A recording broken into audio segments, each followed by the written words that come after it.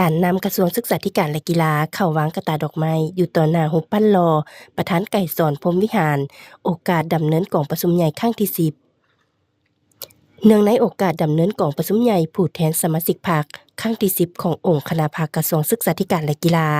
ที่ได้จัดขึ้นในระหว่างวันที่ 25 หา 26 กันยายน 2025 ดังนั้นในตอนบ่ายของวันที่ 24 กันยายน 2025 การนำกระทรวงศึกษาธิการและกีฬานำโดยสหายของศาสตราจารย์ปริญญาเอกทองสฤทธิ์มังนอเมฆคณะเลขาธิการส่วนกลางพรรคเลขาคณะบริหารงานพรรครัฐมนตรีกระทรวงศึกษาธิการและกีฬาพร้อมด้วยสหายรองเลขา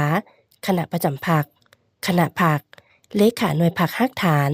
เลขาคณะพรรคฮักฐานตลอดฮอด3องค์การจัดตั้งมหาชนและผู้แทนกองประชุมได้เข้าวางกระตาดอกไม้อยู่ต่อหน้ารูปปั้นรอประธานไกรสอนพรหมวิหารที่หอพิพิธภัณฑ์ประธานไกรสอนพรหมวิหารนครหลวงเวียงจันทน์เพื่อเป็นการแสดงถึงความเคารพรักความกตัญญูรู้บุญคุณต่อคุณงามความดีน้ำใจต่อสู้อย่างพิระอาจหาญและบ่ยอมจำนนของผู้นำที่แสนเคารพรักของปวงชนลาวทั้งชาติที่ได้อุทิศตนในภารกิจปฏิวัติอย่างองอาจกล้าหาญภายใต้การนำพาซี่นำอันสลัดส่องใสของพรรคประชาชนปฏิวัติลาวสมาชิกพรรคพนักงานกระทรวงศึกษาธิการและกีฬาขอจดจำล้ำลึกกตัญญูรู้บุญคุณอย่างลึกซึ้งและจะพร้อมกันสืบต่อภารกิจของพรรคของรัฐและของประชาชน